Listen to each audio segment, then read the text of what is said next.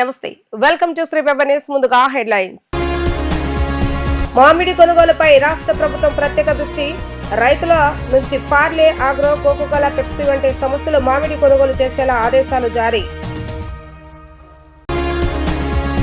నెల్లూరు జిల్లాలో VR high స్కూళ్లను ప్రారంభించిన మంత్రి నారా లోకేష్. ప్రపంచంలో జరుగుతున్న మార్పులకు అనుగుణంగా విద్యా వ్యవస్థలో మార్పులు తెస్తామని స్పష్టీకరణ.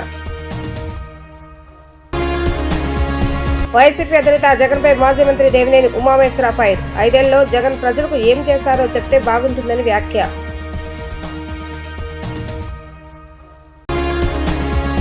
మామిడి కొనుగోలుపై ఆంధ్రప్రదేశ్ ప్రభుత్వం ప్రత్యేక దృష్టి సారించింది. మామిడి కొనుగోలుపై ముఖ్యమంత్రి నారా చంద్రబాబు నాయుడు ప్రతిరోజు సమీక్షిస్తున్నారు. ఇందుకోసం 3 జిల్లాల కలెక్టరేట్ లో కమాండ్ కంట్రోల్ సెంటర్లను ముఖ్యమంత్రి ఏర్పాటు చేశారు. 50,000 మందికి పైగా రైతుల నుంచి మామిడి కొనుగోలు చేసేలా చర్యలు తీసుకున్నారు. రైతుల నుంచి పార్లే, ఆగ్రో, కోకోకోలా, పెప్సీ వంటి సంస్థలు మామిడి కొనుగోలు చేసేలా సీఎం చంద్రబాబు నాయుడు ఆదేశాలు జారీ చేశారు. భూమి కంటే ఎక్కువగా మన భారం మోసేది అమ్మ అని, అందుకే తల్లికి వందనం పేరుతో తల్లిని గౌరవిస్తూ ముందుకు వెళ్తున్నామని విద్యాశాఖ మంత్రి నారా లోకేష్ అన్నారు. ప్రపంచంలో జరుగుతున్న మార్పులకు అనుగుణంగా విద్యా వ్యవస్థలో మార్పులు తెస్తామని స్పష్టం చేశారు. సీఎం చంద్రబాబు నాయుడు సూచనతో మధ్యాహ్న భోజనంతో సన్నబియ్యం అన్నం తెచ్చామని అన్నారు. నెల్లూరు జిల్లాలో విఆర్ హై స్కూల్ ప్రారంభోత్సవం అనంతరం మంత్రి నారా లోకేష్ మాట్లాడుతూ ఉపాధ్యాయులను చూస్తే దేవుళ్లు గుర్తొస్తారని తెలిపారు. 150 ఏళ్ల చరిత్ర ఉన్న విఆర్ పాఠశాల 6 నెలల కిందట ఘోరమైన పరిస్థితిని చూస్తే చాలా ఆశ్చర్యపడ్డానని, ఇప్పుడు చూసి అసూయపడుతున్నట్లుగా చమత్కరించారు. చాలా చక్కగా మంత్రి నారాయణ విఆర్ హై స్కూల్ ను తీర్చిదిద్దారని అభినందించారు. నెల్లూరులోనే ఇలాంటి అత్యాధునిక స్కూల్ ఎక్కడా లేదని, అందుకే ఇక్కడ చేరామని పిల్లలు చెప్తున్నారని అన్నారు. సౌత్ ఇండియాలో అన్ని వసతులు ఉన్న స్కూల్ మరొకటి ఉండదేమో అని చెప్పుకొచ్చారు. మంత్రి నారాయణ ఆయన కుమార్తె సరణి చేసిన కృషి చాలా గొప్పదని కొనియాడారు. రాష్ట్రంలో పేద కుటుంబమే ఉండకూడదని, ప్రతి ఒక్కరూ ఆర్థికంగా ఎదగాలని సీఎం చంద్రబాబు నాయుడు P4 తీసుకొచ్చారని తెలిపారు. మంగళగిరిలో ఓడిపోయినప్పుడు బాధపడ్డానని, కానీ గెలవాలనే లక్ష్యంతో కష్టపడి అత్యధిక మెజార్టీతో గెలుపొందానని వెల్లడించారు. అందరూ వద్దన్నా కూడా కష్టమైన విద్యాశాఖ తీసుకున్నానని ఆయన తెలిపారు.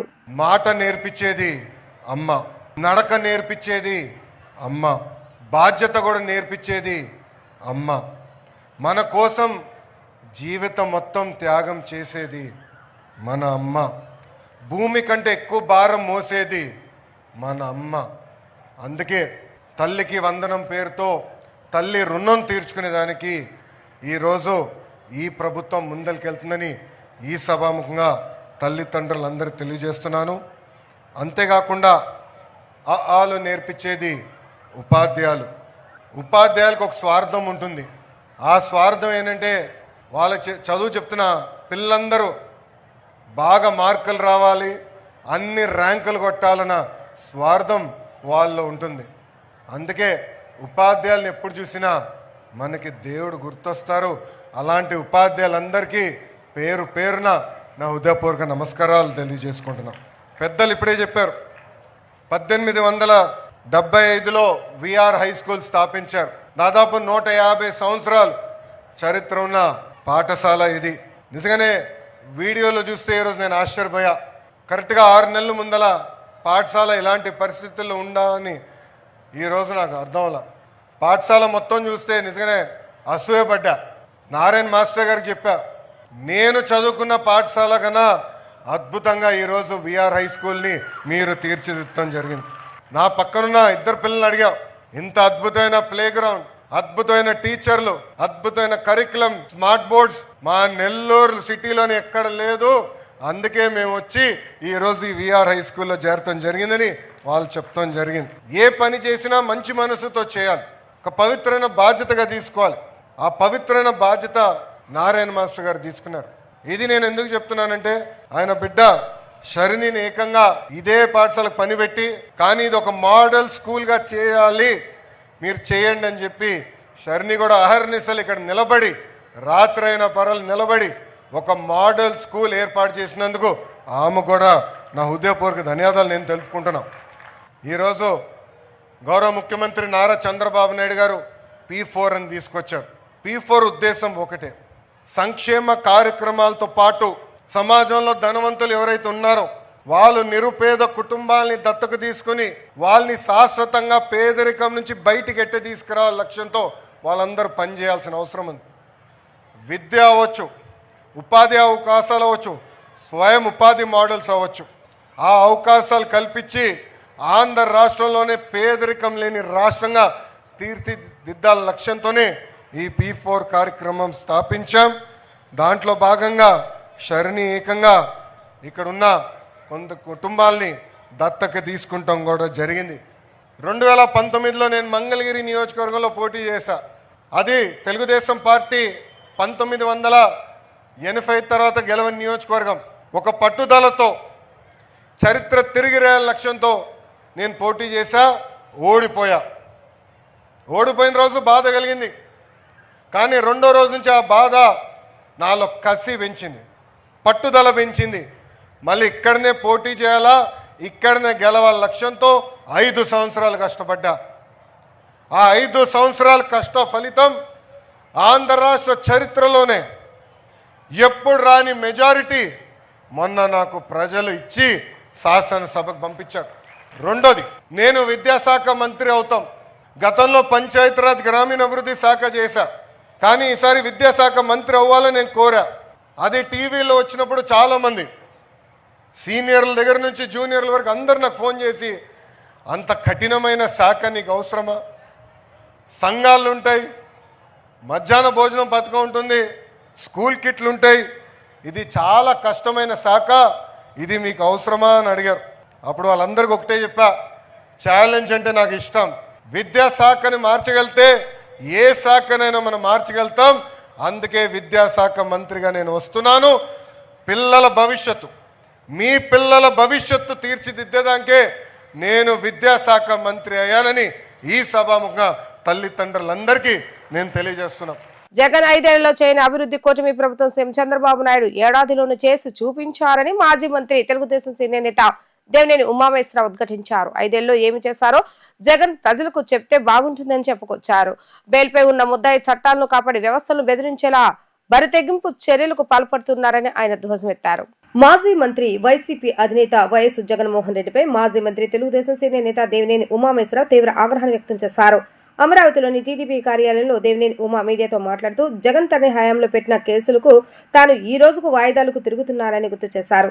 పోలీస్ న్యాయ వ్యవస్థలను ఛాలెంజ్ గా తీసుకుని జగన్ రెడ్డిపై ఉన్న కేసులను త్వరితగతిన విచారించాలని కోరారు. అసెంబ్లీకి రాలేని పిరిగి వ్యక్తి జగన్మోహన్ రెడ్డి, నీలాంటి వారు ప్రతిపక్షానికి కూడా పనికిరారని విమర్శించారు. ప్రజాస్వామ్యమన్నా కోర్టులన్నా జగన్ రెడ్డికి లెక్కే లేకుండా పోయిందని మండిపడ్డారు. జగన్ వ్యూహకర్తలెవరు, ఏం చేస్తున్నారని ప్రశ్నించారు. ఒక్క ఛాన్స్ అని ఏపీని జగన్ రెడ్డి చాలా నష్టపరిచారని, మళ్లీ సెంగయ్య శవంతో కుయుక్తులకు పాల్పడుతున్నారని ఫైరయ్యారు. మళ్లీ జగన్ రెడ్డిని ముఖ్యమంత్రిగా చేయాలని వైసీపీ నేతలు ఏపీలో కుట్రలు చేస్తున్నారని ఆరోపించారు. ప్రజలు వైసీపీని 11 సీట్లకు పరిమితం చేసిన ఫ్యాన్ పార్టీ నేతల్లో బుద్ధి రావటం లేదని దుయ్యబట్టారు. ఏపీని ఏం చేద్దామనుకుంటున్నారు? కుట్రలకు పాల్పడితే వైసీపీ నేతలను ప్రజలు తరిమేస్తారని ఆయన హెచ్చరించారు. ఆ సీట్లో కూర్చోడానికి ముఖ్యమంత్రి సీటు కోసం ఇంత దిగజారాల జగన్మోహన్ రెడ్డి, ఇంత అవసరమా? ఇన్ని పనికిమాలిన పనులు నీ యువకర్తలు ఎవడయా బుద్ధి జ్ఞానం అన్నం తిన్నారు, గడ్డి తిన్నారు ఆ యదాలో. నీ యువకర్తలకు చెప్తున్నా, అరే సన్నాసులారా, రాష్ట్రాన్ని ఒక్క ఛాన్స్ అని తగలబెట్టారు ఆ రోజు. మళ్ళీ ఇవాళ సింగయ్య శవం మీద పేలాలు ఎన్నుకుంటారేంట్రా? గంజాయి బ్యాచ్ని సమర్థించమని పంపిస్తారేంట్రా యువకర్తలారా, పనికిమాల సన్నాసులారా? ఇటువంటి సలహాలు ఇవ్వటానికి రా మీరు కోర్టులు తీసుకునేది ఎదవలారా? ఏం చేయాలనుకున్నారా మా రాష్ట్రాన్ని? ఏం చేస్తారా మా రాష్ట్రాన్ని? తన్ని తగలేస్తారు మిమ్మల్ని. జాగ్రత్తగా ఒళ్ళు దగ్గర పెట్టుకొని ఉండండి. ఇమ్మీడియట్గా పోలీస్ యంత్రాంగం, ఎస్బీ, ఐబీ మొత్తం ఈ ఎదవలందరినీ తన్ని తరిమేయండి ఈ రాష్ట్రం నుంచి. ఈ పనికిమాలిన సలహాలు రాజకీయ నాయకులకి ఇచ్చి ఈ ఎదవలు మళ్ళీ ఎమ్మెల్యేలు అవడానికి, ఎంపీలు అవడానికి, మంత్రులు అవడానికి, ముఖ్యమంత్రి అవడానికి ఈ సన్నాసి పనులు చేసి ఈ రాష్ట్రాన్ని తగలబెడుతున్నారు. మేము బాగుపడద్దా? మా రాష్ట్రం పైకి వెళ్ళకూడదా? ఏం ఖర్చు కట్టారు మా రాష్ట్రం మీద? వాళ్ళు ప్లే కార్డులు పట్టుకొని పొదలై వెళ్తూ ఉంటే చూపిస్తే వాళ్ళ మీద రాళ్ళు, చెప్పులు, కర్రలు కొట్టి పోలీసుల మీద కూడా దాడి చేయించాడు. అంటే ఒక బాధ్యత గల పదవి చేసి ఇవాళ ఉద్యోగం పోయి 11 సీట్లు వచ్చేపాటికి అసెంబ్లీకి వెళ్ళి మాట్లాడట్లా. దేశంలో మేము ధైర్యంగా మాట్లాడుతున్నాం, చెప్తున్నాం. నువ్వెందుకు చెప్పలేకపోతున్నావు? అసెంబ్లీకి వెళ్ళి చెప్తే నువ్వు దోచుకున్న లెక్కల డబ్బులు 1000 కోట్లు బయటకు వస్తాయి. ఒక్కొక్క కంటైనర్కి ఒక పెట్టిలో 16 కోట్లు తూకం వేసి 500 కోట్లు ఆ పెట్టిల్లో పెట్టి 16 కోట్లు ఒక పెట్టిలో. అటువంటి 50-55 పెట్టెలు పెట్టి ఒక కంటైనర్కి 550 కోట్ల దాకా పెట్టి ఎన్ని కంటైనర్లు వెళ్ళాయో బయట రాష్ట్రాలకి బయట దేశాలకి సిట్ అధికారులు కొట్టుకుంటా ఉన్నారు, పరిగెడతా ఉన్నారు. ఈ దుర్మార్గులు రిమాండ్ ఖైదీలుగా ఉండి అచ్చోసిన ఆంబోతుల్లాగా మీడియా ముందుకు వచ్చి సిట్ అధికారులను బెదిరిస్తూ ఉన్నారు, పోలీస్ అధికారులను బెదిరిస్తూ ఉన్నారు. మేము బయటకు వచ్చి మీ ఆఫీస్ ముందు, మీ సిట్ ఆఫీస్ ముందు మేము ఇళ్ళ దిగి తీసుకొని మీ సంగతి చూస్తామని కండకావరంతో ఒళ్ళు కొవ్వెక్కి ఈ దుర్భాషలు ఆడుతూ ఉన్నారు, పిచ్చి మాటలు మాట్లాడుతున్నారు, పిచ్చి ప్రలాపనలు మాట్లాడుతున్నారు. జగన్మోహన్ రెడ్డి కావచ్చు, ఆ తండ్రి కావచ్చు, నా మీద 82 కేసులు 87 కేసులు పెట్టారు. నేను ఇవాళ అన్ని కేసులు కోర్టుల చుట్టూ తిరుగుతున్నాను. ఇప్పటికి 50 కేసులు ఉన్నాయి. బాబ్లీ కేసు దగ్గర నుంచి మొన్న ఓబులాపురం కేసుల దాకా కోర్టుల చుట్టూ పక్క రాష్ట్రాలు పక్క ప్రాంతాలకు వెళ్ళి వచ్చాను. ఇవాళ కూడా వారానికి 4 రోజులు నేను కోర్టుకు వెళ్తున్నాను, వాయిదాకి వెళ్తున్నాను. న్యాయస్థానాల మీద గౌరవం, భారత రాజ్యాంగం మీద గౌరవం. మరి జగన్మోహన్ రెడ్డి 38 క్రిమినల్ కేసుల్లో ముద్దాయిగా ఉన్నాడు, అలాగా ముద్దాయిగా ఉన్నాడు. నువ్వు ఇంకా సిబిఐ కేసుల్లో ఉన్నావు, 11 సిబిఐ కేసులు, 27 కేసులు ఈడీ కేసుల్లో ఉన్నావు, 11 సిబిఐ కేసులు, సుమారు 8 కేసులు ఈడీ కేసులు. దగ్గర 2 ఈడీ కేసుల్లో విచారణ జరిగితే 7 సంవత్సరాల నుంచి 10 సంవత్సరాలు జైలు శిక్ష పడుతుంది. ఇప్పుడు దాకా కొన్ని వందల డిశ్చార్జ్ పిటిషన్లు వేసి కోర్టులకు వెళ్లకుండా వ్యవస్థలను మాట్లాడతాడు జగన్మోహన్ రెడ్డి. దీనికి సమాధానం చెప్పాయా? ఇంద్రకీలాద్రిపై రేపటి నుంచి 3 రోజుల పాటు నిర్వహించే శాకాంబరి దేవి ఉత్సవాలకు ఏర్పాట్లు పూర్తయ్యాయి. దుర్గమ్మ సన్నిధిని నిర్వహించే ఈ ఉత్సవాలకు తెలుగు రాష్ట్రాల నుంచే కాకుండా ఇతర రాష్ట్రాల నుంచి తరలి వచ్చిన భక్తులు కూరగాయలను వితరణగా సమర్పించారు. శాకాంబరి దేవిని భక్తి శ్రద్ధలతో పూజిస్తే అమ్మవారు తగిన సంపద ప్రసాదిస్తుందని భక్తుల నమ్మకం. భూమిపై సకాలంలో వర్షాలు కురిసి పాడి పంటలు సమృద్ధిగా పండాలని ప్రతి సంవత్సరం శాకాంబరి ఉత్సవాలను నిర్వహిస్తున్నారు. ఇంద్రకీలాద్రిపై 3 రోజుల పాటు నిర్వహించే శాకాంబరి దేవి ఉత్సవాల ఏర్పాట్లు సిద్ధం చేశారు. ఈ సందర్భంగా ఇంద్రకీలాద్రిపై అమ్మవారి ఆలయాన్ని కూరగాయలతో అలంకరించారు. రాజగోపురం వద్ద నవదుర్గాలను కూరగాయలతో అలంకరించారు. మొత్తం 25 టన్నులకు పైగా వివిధ రకాల కూరగాయలు పండ్లతో ఆలయ ప్రాంగణాన్ని అందంగా తీర్చిదిద్దారు. దుర్గమ్మ సన్నిధిని నిర్వహించి ఈ ఉత్సవాలకు తెలుగు రాష్ట్రాల నుంచే కాకుండా ఇతర రాష్ట్రాల నుంచి తరలివచ్చిన భక్తులు కూరగాయలను వితరణగా సమర్పించారు. శాకాంబరి దేవిని భక్తి శ్రద్ధలతో పూజిస్తే అమ్మవారు తగిన సంపద ప్రసాదిస్తుందని భక్తుల నమ్మకం. భూమిపై సకాలంలో వర్షాలు కురిసి పాడి పంటలు సమృద్ధిగా పండాలని ప్రతి సంవత్సరం శాకాంబరి ఉత్సవాలను నిర్వహిస్తారని ఈ సందర్భంగా కార్యనిర్వహణాధికారి సేనానాయక్ మాట్లాడారు. అమ్మవారు అంటేనే ప్రకృతి అని, ప్రకృతిలో లభ్యమయ్యే కూరగాయలు, పళ్ళు, ఆకుకూరలతో అలంకరణ అంటేనే శ్రీ అమ్మవారికి ప్రీతికరమని అన్నారు. ఈరోజు శాకాంబరి ఉత్సవాలకు సంబంధించిన ఏదైతే కూరగాయలు ఉన్నాయో, వాస్తవంగా ప్రకృతి అంటేనే అమ్మవారు. ప్రకృతి సిద్ధంగా పండిన ఈ కూరగాయలు ఏవైతే ఉన్నాయో, నిమ్మకాయలు కావచ్చు, కరివేపాకు, అరటిపళ్ళు, ఇవన్నీ కూడా సేవకుల యొక్క ఆధ్వర్యంలో మరియు అర్చకుల ఆధ్వర్యంలో, దేవాలయం సిబ్బంది వారి యొక్క ఆధ్వర్యంలో ఈరోజు శుభమని చెప్పేసి అమ్మవారిని పూజించి ఈ యొక్క అలంకరణ కార్యక్రమాన్ని మొదలు చేయడం జరిగింది. ఇది రేపు 8, 9, 10వ తారీఖు 3 రోజుల్లో మొత్తం కూడా ఈరోజు నైట్కే మేమంతా కూడా ఈ యొక్క అలంకరణ అనేది కంప్లీట్ చేయడం జరుగుతుంది. వచ్చే భక్తులకు ఈ ప్రకృతితో అలంకరించిన అలంకారము అందరూ కూడా చూడొచ్చు, ఆస్వాదించవచ్చు. ఈ యొక్క శాకాంబరి 3 రోజుల కార్యక్రమంలో అమ్మవారిని దర్శించుకోవడానికి ఎంతో దూరం నుంచి, సుదూర ప్రాంతాల నుంచి వచ్చే భక్తులందరికీ కూడా ఇక్కడ అన్ని కార్యక్రమాలు రెడీగా చేసి ఉన్నాము. అందరం కూడా కలిసికట్టుగా ఇక్కడ అన్ని కార్యక్రమాల్లో పాల్గొంటూ భక్తులకు సంతృప్తినిచ్చేటట్టు చేస్తున్నామని చెప్పేసి తెలియజేస్తున్నామని. ఎన్డీఏ కూటమి ప్రభుత్వం సంవత్సర పాలన పట్ల ప్రజలు సంతోషంగా ఉన్నారని ప్రభుత్వ సెంట్రల్ శాసనసభ్యులు బోండా ఉమామేశ్వర్ అన్నారు. సూపర్ పాలన తొలి అడుగు కార్యక్రమంలో ప్రతి ఇంటికి టీడీపీ వెళ్తుంటే ప్రజలు అపూర్వ రీతిలో స్వాగతం పలుకుతున్నారని చెప్పారు. ఇచ్చిన ప్రతి ఒక్క హామీ నిలబెట్టుకున్న ప్రభుత్వం టీడీపీ ప్రభుత్వం అని చెప్పారు. త్వరలోనే రాష్ట్రంలో మహిళలకు ఉచిత బస్సు ప్రయాణం, 45 సంవత్సరాలు నిన్న ప్రతి మహిళ బ్యాంక్ ఖాతాలోకి నగదును జమ చేస్తామని చెప్పారు. సెంట్రల్ నియోజకవర్గంలోని 31వ డివిజన్ పసుపుతోట, 36వ డివిజన్ సీతన్నపేట, వంగవీటి మోహన రంగ విగ్రహం రోడ్ నందు ఎన్డీఏ కూటమి ప్రభుత్వం ప్రతిష్టాత్మకంగా చేపట్టిన సుపరిపాలనలో తొలి అడుగు అవగాహన సదస్సు కార్యక్రమాన్ని దిగ్విజయంగా నిర్వహించారు. ఈ కార్యక్రమానికి ముఖ్య అతిథిగా ప్రభుత్వ విప్ సెంట్రల్ నియోజకవర్గ శాసనసభ్యులు బోండా ఉమామేశ్వర పాల్గొని ప్రజలకు ఎన్డీఏ కూటమి ప్రభుత్వం ఏడాది పాలన గురించి ప్రజలకు వివరించారు. పథకాలు అమలుపై ముద్రించిన కరపత్రాలను అందజేసి ప్రజలకు అందుతున్న సంక్షేమ పథకాలు, వారి సమస్యలపై సమాచారాన్ని అడిగి తెలుసుకున్నారు. ఈ సందర్భంగా బోండా ఉమా మాట్లాడుతూ సుపరిపాలన తొలి అడుగు కార్యక్రమాన్ని సెంట్రల్ నియోజకవర్గంలో 21వ డివిజన్లోని 2,80,000 ఓటర్లను కలిసి వారి యొక్క సమస్యల పరిష్కారానికి కృషి చేస్తున్నామని అన్నారు. ప్రజలను అభివృద్ధి, మౌలిక సదుపాయాల గురించి అడిగి తెలుసుకుని డివిజన్ల సమస్యలు పరిష్కరించే దిశగా ముందుకు సాగుతున్నామని చెప్పారు. ప్రజలందరూ తమ పాలన పట్ల సంతోషం వ్యక్తం చేస్తున్నారని, ప్రజలు ఇచ్చిన ఈ అధికారాన్ని బాధ్యతగా తీసుకుని పనిచేస్తున్నామని, ఈ సంవత్సర కాలంలో సెంట్రల్ నియోజకవర్గంలో 240 కోట్లకు పైగా అభివృద్ధి పనులు చేస్తామని, అధికారంలోకి వచ్చిన వెంటనే పెన్షన్లు పెంచి సుపరిపాలన అందజేస్తామని వివరించారు. మాజీ కార్పొరేటర్ ముప్ప వెంకటేశ్వరరావు మాట్లాడుతూ ప్రజలు సీసీ రోడ్లు, డ్రైనేజీ, వీధి రేట్లు, ఇళ్ల పట్టాల వంటి సమస్యలను తెలియజేయగా ఆయా సమస్యలను ఎమ్మెల్యే బోండా ఉమా దృష్టికి తీసుకువెళ్లి పరిష్కరించేలా చర్యలు చేపట్టినట్లుగా వివరించారు. ఈ కార్యక్రమంలో టీడీపీ రాష్ట్ర కార్యదర్శి నవనీత సాంబశివరావు, నియోజకవర్గ పరిశీలకుడు నాగరాజు, 31 డివిజన్ ఇన్ఛార్జ్ బాబీ, అధ్యక్ష ప్రధాన కార్యదర్శులు జి శ్రీనివాసరావు, రాజేష్ వర్మ, 36 డివిజన్ అధ్యక్షులు మద్దినేని సుబ్రహ్మణ్యం, ప్రధాన కార్యదర్శి నందేటి లక్ష్మీనారాయణ, మాజీ కార్పొరేటర్ త్రిమూర్తిరాజు, రాష్ట్ర నాయకులు నందేటి భానుసింగ్ తదితరులు పాల్గొన్నారు. సెంట్రల్ నియోజకవర్గంలో గడప గడపకి ఏదైతే ముఖ్యమంత్రి గారు ఆదేశాలు ఇచ్చారో ఆ ఆదేశాల ప్రకారం సెంట్రల్ నియోజకవర్గంలో 21 డివిజన్లో 2,80,000 ఓటర్లని ప్రతి గడపకి వెళ్ళి కలిసి వాళ్ళ సమస్యలు ఏమైనా ఉన్నాయా, ఆ సమస్యలు పరిష్కరించడం, లేదంటే అభివృద్ధి ఏమన్నా కావాల్సిన రోడ్లు కానీ, డ్రైన్లు కానీ, వాటర్ కానీ, కమ్యూనిటీ హాల్స్ కానీ, ప్రైమరీ హెల్త్ కేర్ సెంటర్స్ కానీ ఏమన్నా అవసరం ఉందా అవి కూడా పరిశీలన చేయడం జరుగుతూ ఉంది. ఎక్కడికి వెళ్ళినా ప్రజలు సంతృప్తితో ఉన్నారు, ప్రజలు సంతోషం వ్యక్తం చేస్తూ ఉన్నారు. మేము ఏ ఆశతో మీకు ఓట్లేసి గెలిపించామో ఇవాళ ఆ ఆశయాలకు అనుగుణంగా ప్రభుత్వం పనిచేస్తుంది. అక్కడ చంద్రబాబు గారు కానీ, ఇక్కడ పార్లమెంట్ సభ్యులు శివనాథ్ చిన్ని కానీ, అలాగే ఎమ్మెల్యేగా నేను కానీ అందరం కూడా బాగుంది పరిపాలన అని చెప్పి చెప్పడం సంతోషం. సంవత్సర కాలంగా కష్టపడి పనిచేస్తూ ఉన్నాం. అధికారం అనేది ఒక బాధ్యతగా తీసుకున్నాం. ఆ అధికారం అనే బాధ్యతని ప్రజలకి సేవ చేయడానికి ఉపయోగిస్తూ ఉన్నాం.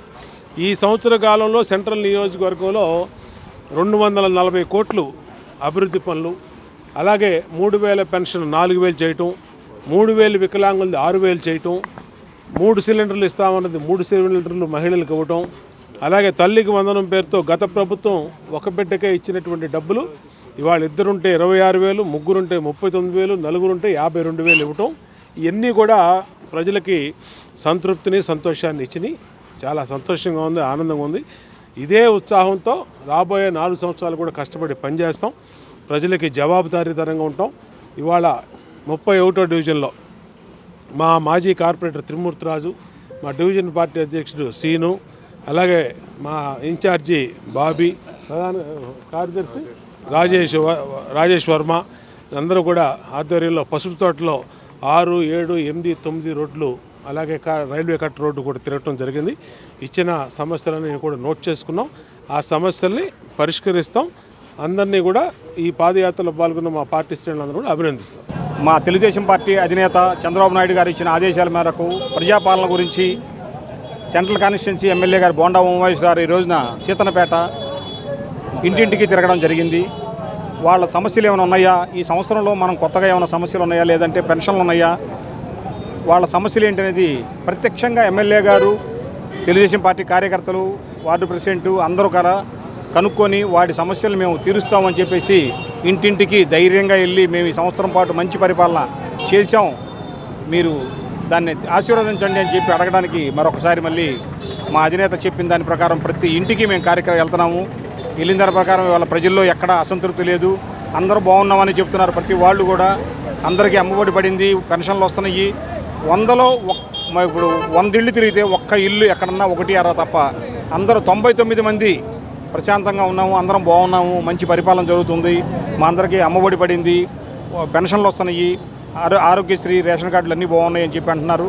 1 అర ఉంటే అవన్నీ కూడా నెక్స్ట్ చేస్తామని చెప్పేసి మా ఎమ్మెల్యే గారు హామీ ఇచ్చారు. దానికి తగ్గట్టుగానే మా ప్రభుత్వం అన్నీ చేస్తుందని చెప్పి ఈ సందర్భంగా తెలియజేస్తూ ఇక్కడ 36 డివిజన్ ఎమ్మెల్యే గారు వచ్చి వెళ్ళేందుకు చాలా సంతోషంగా ఉందని చెప్పేసి ఇలా ప్రతిరోజు ప్రజలతోనే తిరుగుతామని చెప్పి ఈ సందర్భంగా తెలియజేస్తున్నాం. రాష్ట్రంలో ప్రజాస్వామ్యయుత పాలన జరగటం లేదంటూ కాంగ్రెస్ పార్టీ సీనియర్ నేత మాజీ కేంద్ర మంత్రి చింతామోహన్ అన్నారు. రాష్ట్రంలో ప్రజాస్వామ్యం కరువైందని, ఇచ్చిన హామీలను, పథకాలను అమలు చేయడంలో కూటమి ప్రభుత్వం పూర్తిగా విఫలమైందని అన్నారు. రాష్ట్రంలోని అధికార కూటమి ప్రభుత్వంపై కాంగ్రెస్ పార్టీ సీనియర్ నేత మాజీ మంత్రి చింతామోహన్ తీవ్ర విమర్శలు గుప్పించారు. కాంగ్రెస్ ప్రభుత్వ హయాంలో ఇచ్చిన పథకాలని పేరు మార్చి అవి కూడా పూర్తిగా ఇవ్వకుండా కూటమి ప్రభుత్వం ప్రజలు మోసం చేస్తుందని ఆరోపించారు. గాంధీనగర్లోని ప్రెస్ క్లబ్ నందు నిర్వహించిన మీడియా సమావేశంలో మాజీ మంత్రి చింతామోహన్ మాట్లాడారు. రాజీవ్ గాంధీ ప్రధానమంత్రి అయిన సమయంలో ఉమ్మడి ఆంధ్రప్రదేశ్లో 35,000 ప్రాథమిక పాఠశాలలు ఏర్పడ్డాయని, అయితే కేంద్రంలో ఎన్డీఏ ప్రభుత్వం అధికారంలోకి వచ్చిన తర్వాత వాటిలో 5,000 పాఠశాలలు మూసివేయగా మరో 5,000 మూసివేసే దిశగా చర్యలు కొనసాగుతున్నాయని వాపోయారు. ఇది ఖండించదగ్గ విషయమని చెప్పారు. ఇందిరాగాంధీ హయాంలో అమలు చేసిన స్కాలర్షిప్లను తల్లికి వందనం పథకంగా మార్చారని తెలిపారు. ఈ పథకం వల్ల తల్లిదండ్రుల మధ్య తగాదాలు తలెత్తుతున్నాయని అన్నారు. విద్యార్థులకు నేరుగా విద్యా సంస్థలకే పథకాలను పంపించాలని ఆయన సూచించారు. బీజేపీ అధికారంలోకి వచ్చిన తర్వాత బ్యాంకింగ్ రంగాల్లో అవినీతి పెరిగిందని అన్నారు. ఇది దేశానికి శోచనీయమైన పరిస్థితి అని ఆయన తెలిపారు. ఉపాధి హామీ పథకం కమ్యూనిస్టుల ఆలోచనగా మొదలై ఇందిరాగాంధీ ఆచరణలోకి తెచ్చారని అన్నారు. కానీ ప్రస్తుతం ఈ పథకం నిర్వీర్యంగా మారుతుందని అన్నారు. కూటమి ప్రభుత్వం 90% మెటీరియల్ కి ప్రాధాన్యత ఇచ్చి కేవలం 10% మాత్రమే కార్మికులకు ఇస్తుంది అని వారు వ్యాఖ్యానించారు. ప్రస్తుత ఆంధ్రప్రదేశ్ రాష్ట్రంలో 35,000 ప్రాథమిక పాఠశాలలు ఉన్నాయి. ఈ ప్రాథమిక పాఠశాలలను కూటమి ప్రభుత్వం గత సంవత్సరంలో 5,000 మూసివేయడం జరిగింది. నిరుపేద విద్యార్థులు, ఎస్టీలు, ఎస్సీలు, ఓబీసీ విద్యార్థులు స్కూళ్ళకి వెళ్ళలేని పరిస్థితుల్లో ఉన్నారు. మరి ఈ సంవత్సరం ఇంకొక 5,000 తగ్గించాలని చంద్రబాబు నాయుడు కుట్ర బందుతున్నాడు. కారణం, కూటమి ప్రభుత్వానికి ఇష్టం లేదు పేదవాళ్ళు చదువుకోవడం. మరి రాబోయేటువంటి 4 సంవత్సరాల్లో 35,000 ప్రాథమిక పాఠశాలలను 10,000కు తగ్గించాలన్న కుట్రతో కూటమి ప్రభుత్వం ముందుకెళ్తా ఉంది. దీనిని నేను ఖండిస్తున్నాను. కాంగ్రెస్ పార్టీ తరఫున తప్పిది. ప్రాథమిక పాఠశాలలు తీసుకొని వచ్చింది కాంగ్రెస్ పార్టీ, అందరికీ విద్య అనే నినాదంతో. దాన్ని నువ్వు ఆపేసి నువ్వు దాదాపుగా 5,000 ఆపావు, ఇంకొక 5,000 ఈ సంవత్సరం ఆపబోతున్నావు. దీన్ని నేను ఖండిస్తున్నాను చంద్రబాబు నాయుడు ప్రభుత్వాన్ని.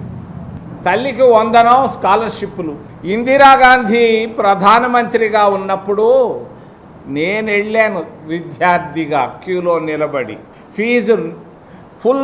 ఫీజు రీయింబర్స్మెంట్లు, మరి అంతేకాదు స్కాలర్షిప్లు ఎన్హాన్స్మెంట్కు దాదాపుగా 2 సంవత్సరాలు మేము తిరిగితే ఆ రోజు బ్రహ్మానంద రెడ్డి కాదన్నాడు, ఆ రోజు హోంమంత్రిగా. అయినా కూడా కాంగ్రెస్ ప్రభుత్వం ఇందిరాగాంధీ ఇచ్చినటువంటి స్కాలర్షిప్లే ఈరోజు ఫీజు రీయింబర్స్మెంట్లు, ఫుల్ మెస్ ఛార్జీలు, పాకెట్ మనీ, అన్ని విత్ కాస్మెటిక్ ఛార్జీలు అన్నీ. దాన్ని కూటమి ప్రభుత్వం దాన్ని తల్లికి వందనంగా మార్చింది. తల్లికి వందనంగా మార్చి ఏమైంది? పంపించిన డబ్బు భార్యాభర్తల మధ్య తగాదాలకు మొదలుపెట్టి డబ్బు పంపించారు. భర్త వచ్చేసి నేను లిక్కర్ షాప్ పోయిందని డబ్బు ఇవ్వమంటాడు. మరి ఆ డబ్బు తల్లి ఇవ్వకపోతే కొట్టి తిట్టి డబ్బులు తీసుకొని లిక్కర్ షాపుల్లో పోయి లిక్కర్ తాగినటువంటి పరిస్థితులు ఎన్నో ఉన్నాయి ఈరోజు.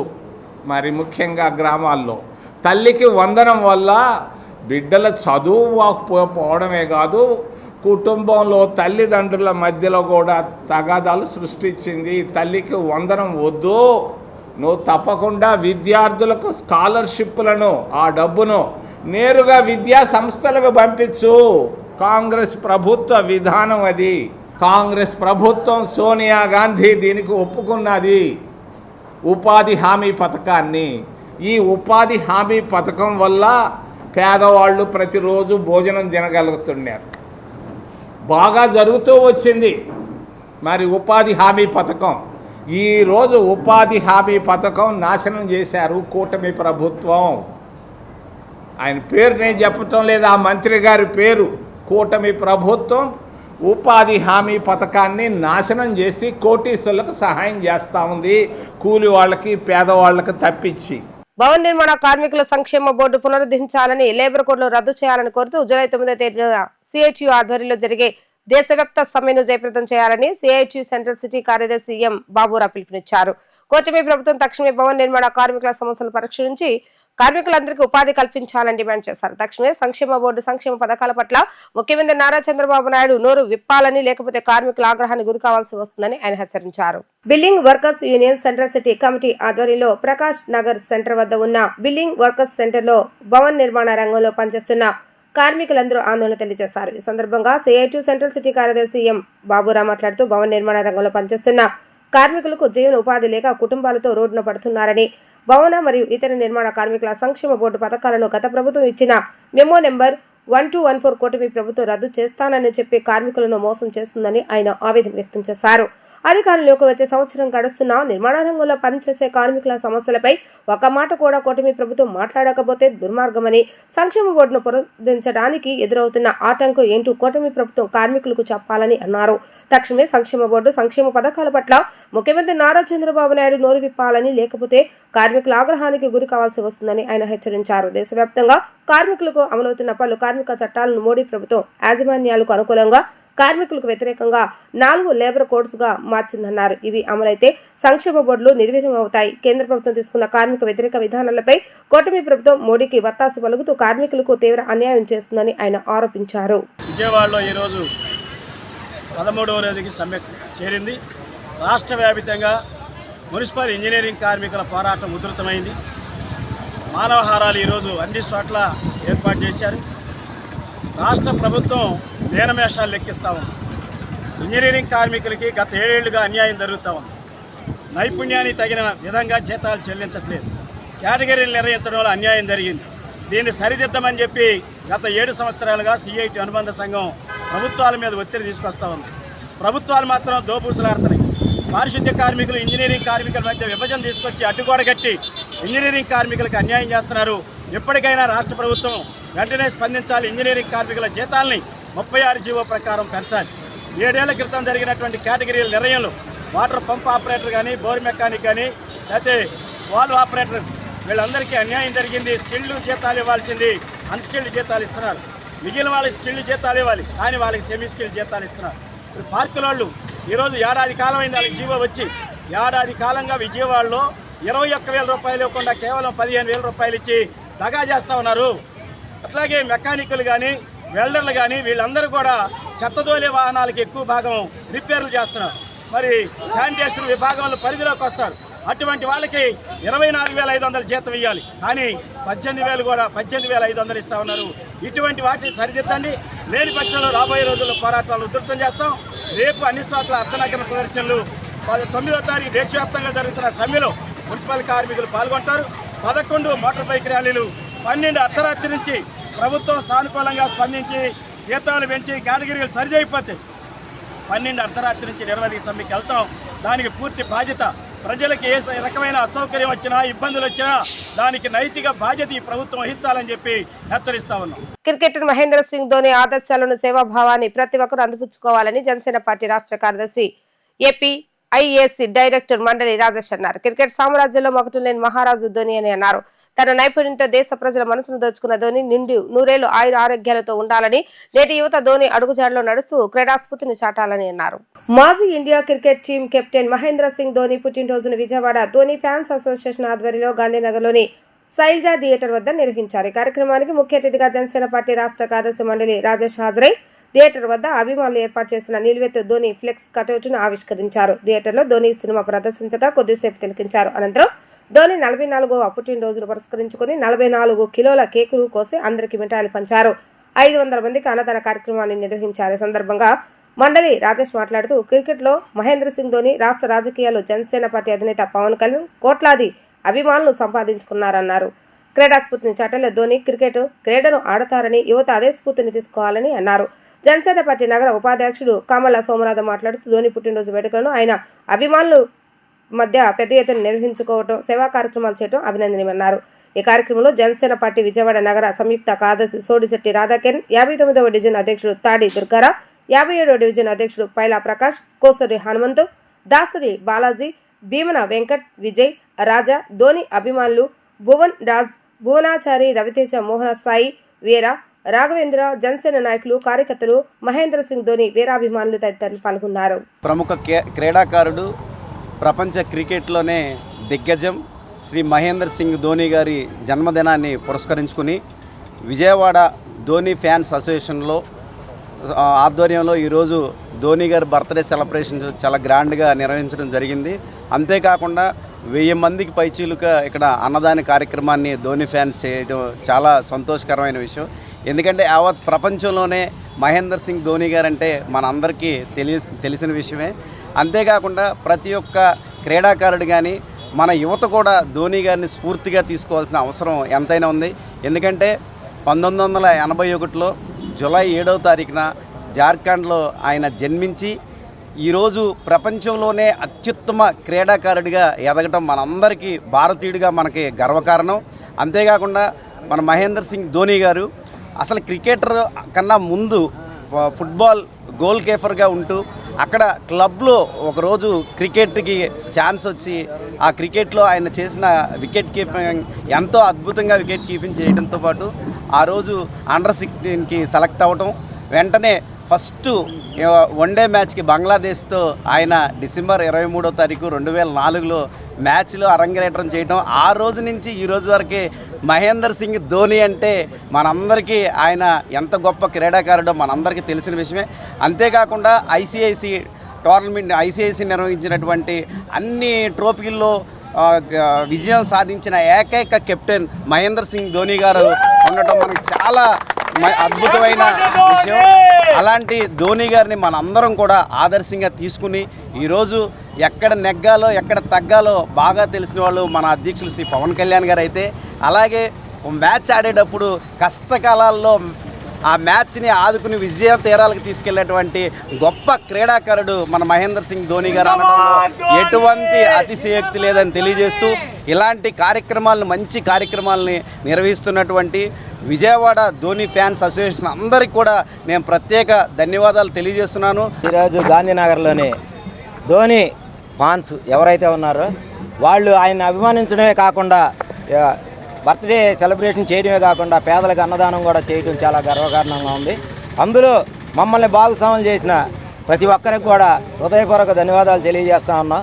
ఈ కార్యక్రమానికి ఇచ్చేసినటువంటి జనసేన పార్టీ రాష్ట్ర కార్యదర్శి మండల రాజేష్ గారికి ప్రత్యేక ధన్యవాదాలు తెలియజేస్తా ఉన్నాం. ధోని అంటే పుట్టక ముందు ఇప్పుడు పుట్టిన వాళ్ళు కూడా ఆయన పేరు చెప్పుకున్నారంటే ఇండియన్ క్రికెట్ మ్యాచ్లో ఆయన ఎన్నో అద్భుతాలు సృష్టించారు, ఎన్నో సెంచరీలు చేసి మనకి ఎన్నో పథకాలు ఇండియన్ క్రికెట్లో తెచ్చిన వ్యక్తి. ఆయనకి హృదయపూర్వకంగా జనసేన పార్టీ పవన్ కళ్యాణ్ తరఫున హృదయపూర్వక జన్మదిన శుభాకాంక్షలు తెలియజేస్తాం. పేరు మోహన్ సాయి అండి. నేను భీమవరం నుంచి వచ్చాను. మేము గత 3-4 సంవత్సరాల నుంచి నందిగామ అంటూ హైదరాబాద్ అంటూ రకరకాల చోట్ల పెద్ద ఈవెంట్లు చేసుకుంటూ ధోని బర్త్డే సెలబ్రేట్ చేస్తూ వచ్చాము. ఫర్ ద ఫస్ట్ టైం ఈ సంవత్సరం విజయవాడలో మన తెలుగు ధోని ఫ్యాన్స్ అసోసియేషన్తో కలిసి ఇక్కడ మైగ్రేట్ అయ్యి ఇక్కడ గట్టిగా పెద్దగా చేద్దామని చెప్పి వచ్చాము. సో అందులో భాగంగానే నిన్న బ్లడ్ డొనేషన్ క్యాంప్ పెట్టాము. ఇవాళ మార్నింగ్ సినిమా వేసిన తర్వాత మామూలు సార్ చేత కేక్ కటింగ్ అండ్ ఇప్పుడు 1000 మందికి భోజనాలు పెడుతున్నాము. అండ్ ఆల్సో ఇంత పెద్ద బర్త్డే ఘన విజయంగా చేయడానికి సార్ గారు రావడం ఒక ముఖ్య కారణం. అండ్ ఆల్సో థియేటర్ మేనేజ్మెంట్ కానీ వీళ్ళు కానీ మాకు చాలా సహకారం అందించారు. ఈ విషయం వరకు మాత్రం ధోని ఫ్యాన్స్ కానీ ఎవరైనా సరే అందరికీ పూర్తిగా కృతజ్ఞతలు చెప్పదలుచుకున్నాము. అండ్ అలాగే ధోని గారికి పుట్టినరోజు శుభాకాంక్షలు చెప్తున్నాము. వార్తలు ముగించే ముందు హెడ్లైన్స్ మరొకసారి. మామిడి కొనుగోలుపై రాష్ట్ర ప్రభుత్వం ప్రత్యేక దృష్టి. రైతుల నుంచి పార్లే, ఆగ్రో, కోకోకోలా, పెప్సీ వంటి సంస్థలు మామిడి కొనుగోలు చేసేలా ఆదేశాలు జారీ. నెల్లూరు జిల్లాలో విఆర్ హైస్కూళ్లను ప్రారంభించిన మంత్రి నారా లోకేష్. ప్రపంచంలో జరుగుతున్న మార్పులకు అనుగుణంగా విద్యా వ్యవస్థలో మార్పులు తెస్తామని స్పష్టీకరణ. వైసీపీ అధినేత జగన్పై మాజీ మంత్రి దేవినేని ఉమామహేశ్వర ఫైర్. 5 ఏళ్లలో జగన్ ప్రజలకు ఏం చేశారో చెప్తే బాగుంటుందని వ్యాఖ్య.